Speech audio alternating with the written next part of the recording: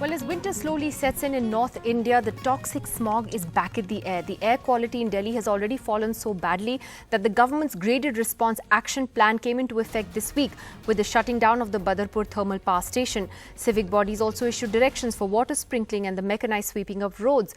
But is this going to be enough? Well, farm fires from neighbouring Haryana and Punjab are still a major concern. In fact, they are a major contributor to that smog that we see over Delhi. So that is still taking place. And today, the National Green Tribunal, the NGT, imposed a 50 crore fine on the Delhi government for not taking action against polluting steel pickling units in residential areas of the national capital. It has ordered them to be shut down immediately. I spoke earlier this evening to Punjab Chief Minister Amrinder Singh on the big concern that Delhi has from the farm fires in Punjab. And Captain Amrinder Singh, the question really is that big concern we all have that we will see these farm fires yet again that are going to cause this toxic smog. Is that a fair assessment that we're going to see a repeat of the last 2 years again? Well, Nidhi, I've been saying this for a long time. I've been saying this last time also and this time, that the farmer, our farmer is in dire straits. You know, we are having suicides all the time. And we are got about 10,25,000 farmers who are under the acreage of 5 acres. So that poor fellow cannot do anything.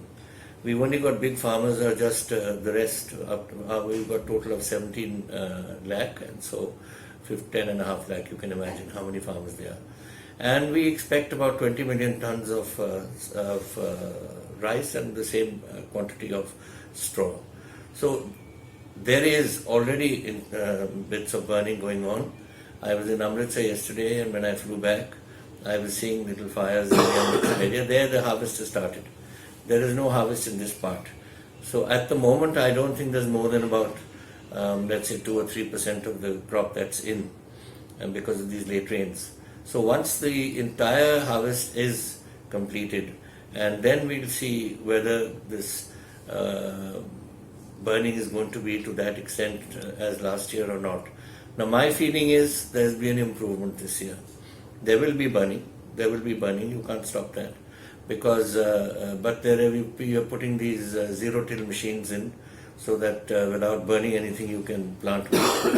Then on top of that, there is people are doing some biofuels. They are creating out of that. Farmers themselves, I mean, are creating these biofuels out of it. So that is going to be the scenario. Now, how much is going to burn and how much smog we are going to produce, God alone knows. But we are monitoring the entire Punjab through satellites, and every field that burns is being recorded and action is being taken. But having said that, we are doing that because the NGT says so. But otherwise, my sympathy lies with the farmer. But the law is the law, and it has to be implemented. But as you just said that God alone knows how much burning there is going to be. You're candidly admitting that it is still happening despite the NGT ban on burning this stubble. My point is that have governments like yours then given up on containing this? How can you contain it? Every operation you do to plant a field costs a lot of money.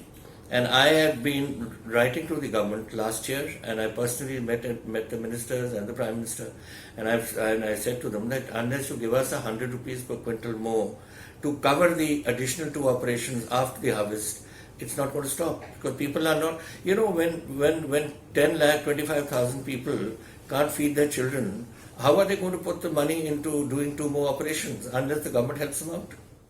And then the question really is, how much money do you think it's going to take for at least these 3 states of Punjab, Haryana and Delhi to be able to completely subsidize this and help farmers so that we can also breathe cleaner air?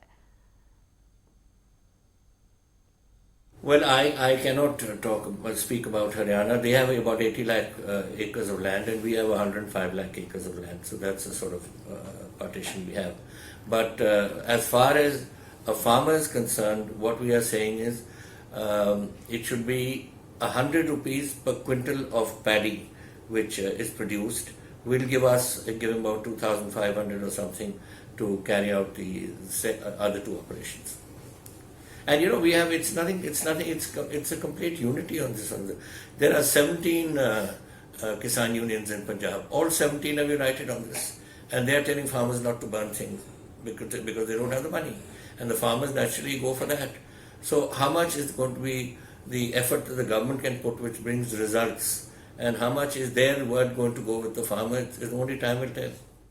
Well, Captain Amrinder Singh there speaking to us earlier, the Punjab Chief Minister essentially saying that, well, you really can't contain those farm fires, and at the end of the day, how much will actually burn this year, he says, God only knows, quote unquote.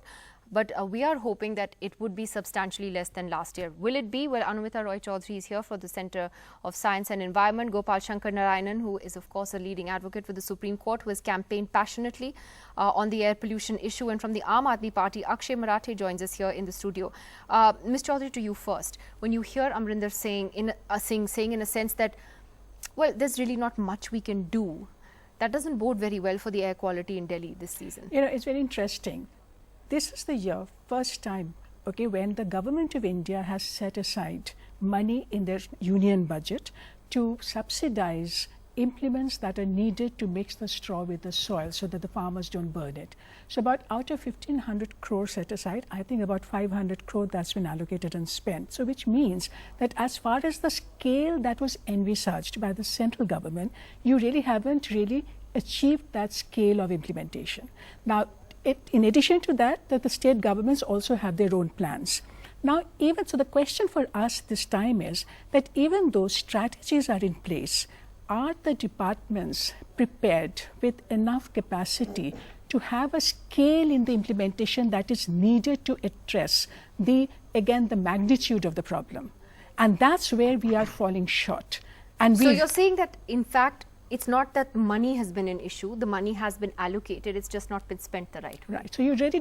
So what you really have to ensure that the money is spent, you have the systems and the implements in place, and at the same time, you need your template and the framework that maximum and majority farmers have access to these implements. Now, do we have that system in place adequately to and effect for that effective impact that we are looking for? So, in terms of numbers, you certainly would see much more has happened on ground compared to what it was previous year, but it's not enough. And for that adequacy that we need in the scale of implementation, this is the issue that is going to come up, just not in the case of paddy burning. We have to keep in mind that this winter, for the first time, we are beginning with two very clear plans. One is the Graded Response Action Plan, and also the round-the-year plan called Comprehensive Plan for more systemic and round-the-year action. So we know what to do. So, but now the litmus test is how you're going to implement and enforce. I want to ask you about the Graded Response Action Plan also very specifically. But Gopal Shankar Narayanan, your first thoughts on what the Punjab Chief Minister was saying there, in a sense expressing helplessness with this issue. It then seems to be extremely frustrating because nobody politically seems to be wanting to take a stand on this issue of our right to breathe. Because it's not important, Nidhi. Thank you for having me on the show. We have seen in the half hour you had just now about how the Chief Minister of Kerala says we'll abide by the Supreme Court verdict on Sabrimala, and 20 minutes later we find the Chief Minister of Punjab saying that I know there is an NGT order, but I'm with the farmers on this. I'm surprised that a constitutional authority would be saying something like that. I also believe there is a bit of misdirection here in talking about the money being earmarked by the central government. Now, if let's presume that each farmer in India, forget Punjab, is given 10,000 rupees extra, do you really think he's going to be using it on not burning his stubble? He's going to use that money for something else because, like Mr. Amrinder Singh says, he is starving. So obviously, the money has other priorities than to actually help people's lungs who are sitting hundreds of miles away. But having said that, I think there are solutions which are not being covered either by the central government or the state government, and the ball, in my view, lies firmly with the central government on this. The first is this, that on the 11th of September 2015, Prime Minister Modi went to Punjab, addressed a farmers' rally, and told them that in a short while I'm going to make a policy announcement allowing maize to be used for ethanol as an alternate crop. The background behind this paddy burning is that an ill-advised decision during the Green Revolution decided to bring paddy as a second crop. Now, paddy drinks a lot of water. So, Punjab is losing its water table by several centimeters every single year because they are harvesting paddy. And because of the sugarcane lobby working and ensuring that ethanol as a byproduct is not permitted policy-wise by the government of India for anything apart from sugarcane, maize, despite the announcement, has not come in. Otherwise, Punjab farmers could easily move to maize. That's a long-term solution. The short-term, yes, it remained an announcement. It's not been implemented yet. And the second short-term solution is this. India and Punjab and Haryana are not unique in crop burning. California does it. There is the California Air Resources Board, which advises based on advice coming in from the meteorological department about which are the good hours or days on which they can burn, where it won't go towards urban centers. I don't know why we can't replicate it here. None of these authorities have consulted with the Met department. I'm surprised that even EPCA, which was set up for this express purpose, comes up with graded action plans and things like that. This should have been solved many years before now. Okay, well, two interesting points that you raised there about what can be done in the long term and the short term. But Akshay, can I ask you about the Delhi government's responsibility? First, you know, just today you've got that 50 crore fine by the NGT on these polluting units in residential areas. Can you honestly say you guys are better prepared this year to deal with the pollution? Number one, let me quickly deal with the 50 crore NGT fine. I have not haven't had a chance to actually read the entire order.